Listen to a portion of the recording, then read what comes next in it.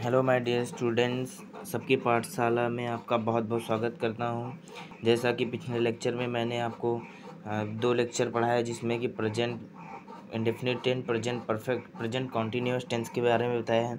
अगर आप देखना चाहते हैं तो मैंने डिस्क्रिप्शन में आपके लिए लिंक डाल दिया। आप देखना चाहते हैं तो देख सकते हैं। तो आप जानते हैं प्रेजेंट परफेक्ट टेंस क्या होता है, तो इसके बारे में हम जानते हैं। प्रेजेंट परफेक्ट क्या होता है उसके बारे में हम जानते हैं। तो इसकी पहचान क्या होती है? जिन वाक्यों के अंत में जिन वाक्यों के अंत में चुका है, चुके हैं, गया है या भी सेंटेंस इस तरह के दिखाई पड़ेंगे। आप कंफ्यूज ना होना, चुकी हैं आदि शब्द आते हैं उन्हें प्रेजेंट परफेक्ट टेंस कहते हैं। इसका रूल क्या कहता है जानते हैं? रूल समझ लेना, तभी हम प्रेजेंट परफेक्ट बारे में मतलब इसको अच्छे से कर लेंगे। तो सब्जेक्ट, एस मतलब सब्जेक्ट होता है क्या? एस मतलब सब्जेक्ट समझना, आप लोग एस नहीं समझना। ये मैंने शॉर्टकट फॉर्म में लिख दिया है, तो आप कृपया सब्जेक्ट ही समझें। और हैज़ ऑब्लिक हैव मतलब सब्जेक्ट के अनुसार हैज़ हैव का चूज़ करेंगे, प्लस वर्ब की थर्ड फॉर्म। क्या हमेशा परफेक्ट में वर्ब की थर्ड फॉर्म लगती है, plus object plus other verb. और इसका रूल क्या कहता है समझ लेते हैं। मतलब अगर कर्ता सब्जेक्ट, मतलब कि सब्जेक्ट के अनुसार ही हम, मतलब जैसे सब्जेक्ट एक वचन है तो हैज़ का यूज़ होता है। क्या मतलब सब्जेक्ट के अनुसार ही हम हैज़ हैव का यूज़ करते हैं। इसीलिए यहाँ पर मैंने दो रूल्स लिख दिए हैं। तो सब्जेक्ट के अनुसार हम हैज़ का यूज़ करते हैं। अगर एंड सेकंड में देख लेते हैं, अगर कर्ता सब्जेक्ट बहुवचन है तो हैव का यूज़ होता है। हमेशा याद रख लीजिए, सब्जेक्ट के अनुसार ही हम हैज़ हैव का। और एग्जांपल देखते हैं, राम खाना खा चुका है। क्या राम खाना खा चुका है, तो इसका मीनिंग क्या होगी? मतलब इंग्लिश में Ram has eaten the food. क्या राम हैज़ ईटन द, मतलब ये सब्जेक्ट, मतलब राम जो है क्या है, एक वचन है, तो इसीलिए हमने क्या लगाया है, ये सब्जेक्ट के अनुसार हमने हैज़ लगा दिया है। क्या राम, राम मतलब एक वचन है, तो इसे जाहिर सी बात है इसमें क्या लग जाएगा, हैज़ लग जाएगा।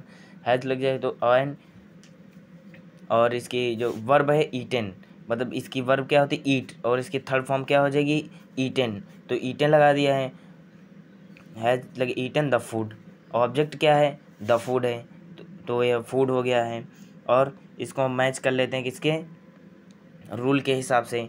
रूल के हिसाब से मैच करेंगे तो बिल्कुल सब्जेक्ट, मतलब देखिए राम, राम क्या है, सब्जेक्ट है। हैज़ क्या, हेल्पिंग वर्ब है।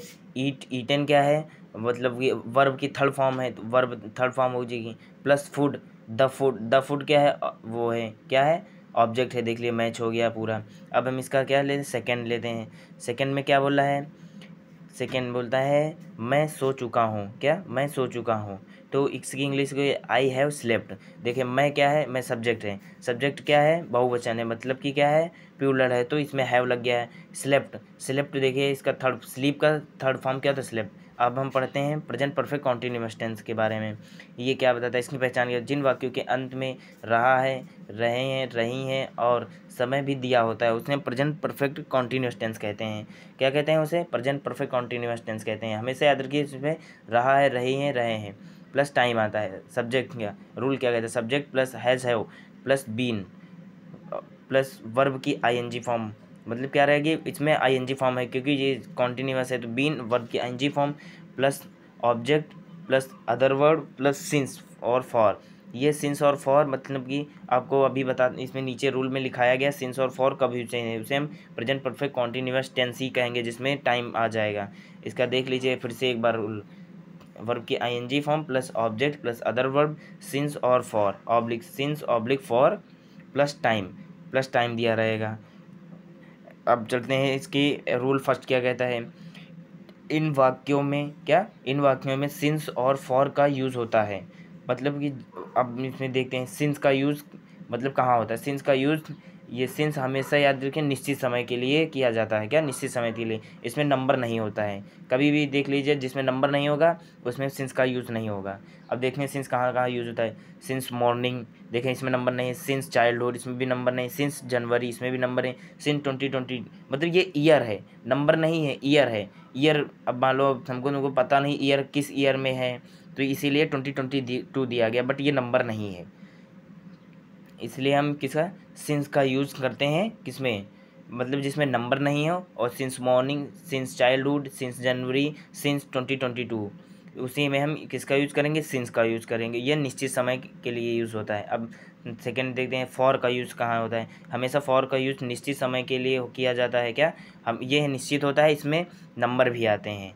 क्या आते हैं? निश्चित समय होता है, इसमें नंबर आते हैं। देखते हैं फॉर 2 मिनट्स, देखो 2 आ गया, नंबर आ गया, तो इसमें 2 मतलब फॉर का यूज़ इस यहाँ पर कर लेंगे। और for an hour, half an hour, इसमें नंबर आ गया। फॉर 3 ईयर्स, इसमें 3 देखो नंबर आ गया है। इसलिए हम फॉर का यूज़ अनिश्चित समय के लिए कहते हैं, जिसमें नंबर्स आते हैं, हमेशा समय के लिए। एक्सरसाइज देखने, राम 2 घंटे से खा रहा है, इसमें देखो 2 घंटे नंबर आ गया, तो Ram has been eating for 2 hours. अब देखिए 2 है, इसीलिए हम फॉर लगाए हैं। हम इससे पहले बता चुका हूँ कि जहाँ पर नंबर आए वहाँ पर फॉर का यूज़ होता है, हमेशा याद रखिए। जैसे फॉर हाफ एन आवर, देखो इसमें भी नंबर है, तो इसमें 2 है, तो इसलिए फॉर का यूज़ हो गया। अब सेकंड लिखते हैं, तुम सुबह से खेल रहे हो। क्या तुम सुबह से खेल रहे हो, तो इसकी इंग्लिश क्या होगी?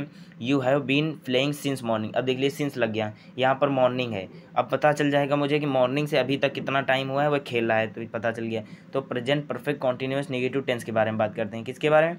Present perfect continuous negative tense के बारे में बात करते हैं। तो इसकी पहचान क्या होती है? और सब सेम, मतलब प्रेजेंट परफेक्ट टेंस पढ़ चुके, कॉन्टीन्यूअस वाला, उसका सब सेम रहेगा।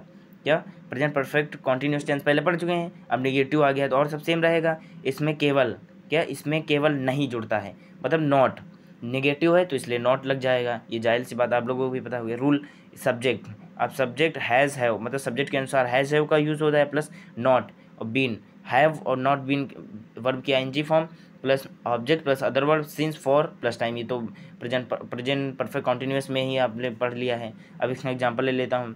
मैं बचपन से अंग्रेजी नहीं सीख रहा हूँ। क्या मैं बचपन से अंग्रेजी नहीं सीख रहा हूँ, इसकी इंग्लिश क्या होगी? I have not been. हमेशा याद रखिए, हैव नॉट मतलब हैव और बीन के बीच में ही नॉट लगेगा। और लर्निंग इंग्लिश सिंस चाइल्डहुड।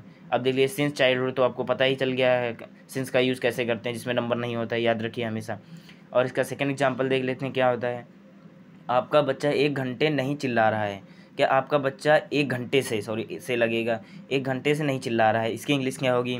अब देखिए, your baby have not been screaming. क्या हैव नॉट, अभी मैंने बताया है कि हैव और बीन के बीच में ही नॉट लगेगा। स्क्रैमिंग फॉर हावर, क्या फॉर एन आवर। तो इसमें देखिए। ओके दोस्तों, अगर आपको वीडियो अच्छी लगी हो तो please like, share, comment, subscribe. Thanks for watching full video.